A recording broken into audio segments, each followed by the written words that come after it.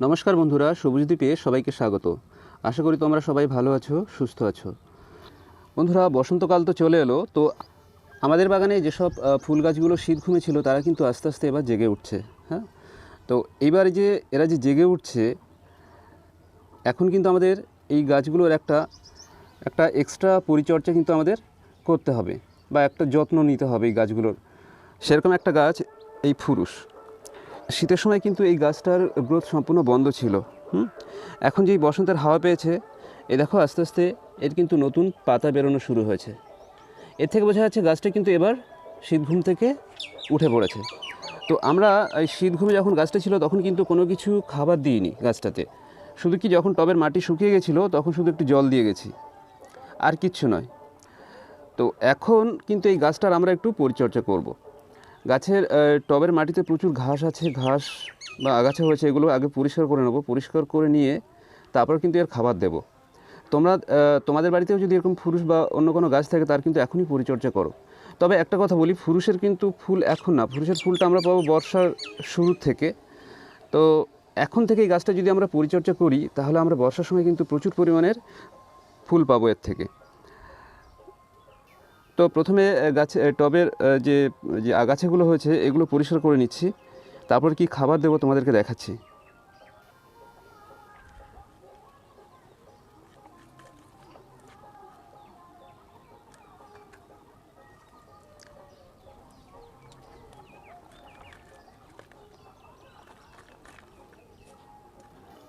গাছটাতে খাবার দেবো বলে আমি কিন্তু কালকে মাটিতে জল দিয়ে রেখেছিলাম যাতে টবের মাটিটা ভিজে থাকে।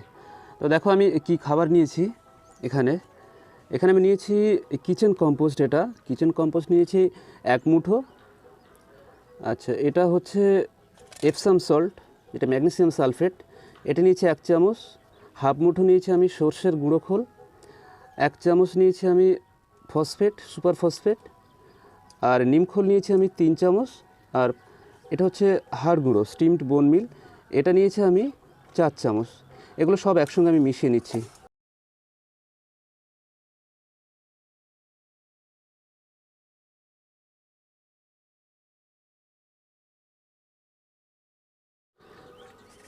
তো বন্ধুরা, এর থেকে আমি 1 মুঠো পরিমাণ নিচ্ছি, নিয়ে এই টবের কানা ধরে দিচ্ছি কিন্তু।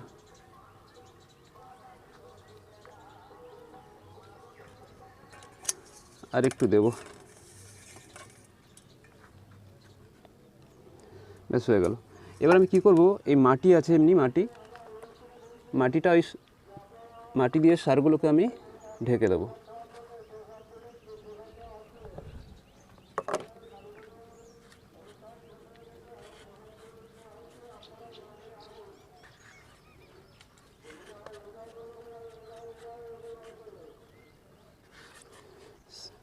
এবার কিন্তু আমি এতে জল দিয়ে দেবো।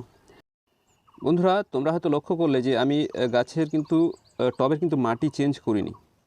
তার কারণটা কি জানো তো, যখন গাছটা ডরমেন্সিতে যাবে তার জাস্ট আগে আমি কিন্তু এই গাছটার মাটি পরিবর্তন করে দিয়েছি। ছিল 8 ইঞ্চিতে, সেখান থেকে আমি 12 ইঞ্চিতে শিফট করে দিয়েছি। তো তোমরা যদি গাছে এখনও রিপোর্ট করে না থাকো তো তোমরা রিপোর্ট করে নাও।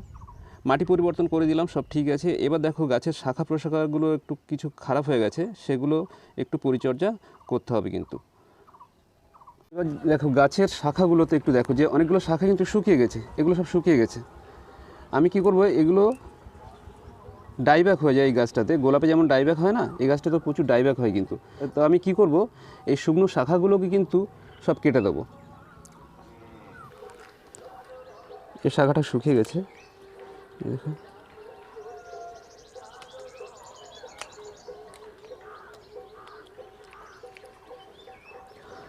সমস্ত শাখা যেগুলো শুকিয়ে গেছে সব দেখে দেখে কিন্তু কেটে দিতে হবে, নইলে কি হবে, এই ডালটা তো শুকিয়ে গেল, আস্তে আস্তে কিন্তু এই ভালো ভালো যে শাখাটা আছে, এই যে ভালো ডালটা আছে, এর সঙ্গে ও কিন্তু শুকিয়ে যাবে। সেই কারণে সব সুন্দর করে শুকনো ডালগুলোকে কেটে পরিষ্কার করে দিতে হবে।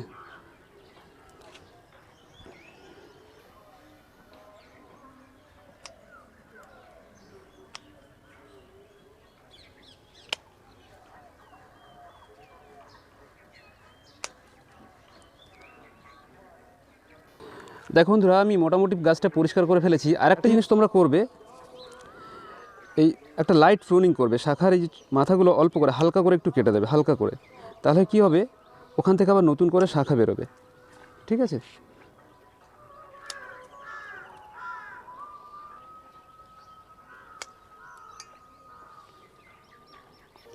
বন্ধুরা, গাছটার সমস্ত শুকনো ডাল আমি কিন্তু কেটে দিয়েছি, প্লাস হচ্ছে লাইট প্রুনিং কিন্তু আমি করে দিয়েছি গাছটার। এবার আমি কি করব, 1 লিটার জলে যে ফাঙ্গিসাইড M45 অথবা তোমরা স্যাপ দিতে পারো, আমি M45ই দেবো। M45 2 গ্রাম নিয়ে জলে গুলে ভালো করে গাছটার স্নান করিয়ে দেবো, একদম ভালোভাবে গাছটার স্প্রে করে দেবো।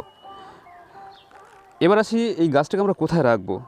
এই গাছটাকে কিন্তু আমরা ফুল সানলাইটে রাখবো। হ্যাঁ, যদি কিনা গাছটাকে আমরা ফুল সানলাইটে রাখি, তাহলে পরে কি হবে, প্রচুর পরিমাণে ফুল হবে, আর ফুলের কালারও কিন্তু খুব সুন্দর হবে। বন্ধুরা, তোমরা তাহলে এইভাবে গাছের পরিচর্যা করো। আর কি করবে, যে নিম তেলটা কিন্তু সপ্তাহে একবার করে কিন্তু স্প্রে করে রাখবে। ঠিক আছে? তাহলে আজ এই পর্যন্ত, অন্য কোনো ভিডিওতে আবার তোমাদের সঙ্গে দেখা হবে। ততক্ষণ সবাই সুস্থ থেকো, ভালো থেকো। আর চ্যানেলটায় কিন্তু যারা নতুন, তোমরা কিন্তু সাবস্ক্রাইব করে নিও, আর বন্ধুদের কাছে শেয়ার করো, লাইক করো কিন্তু। হ্যাঁ, সবাই ভালো থেকো, নমস্কার।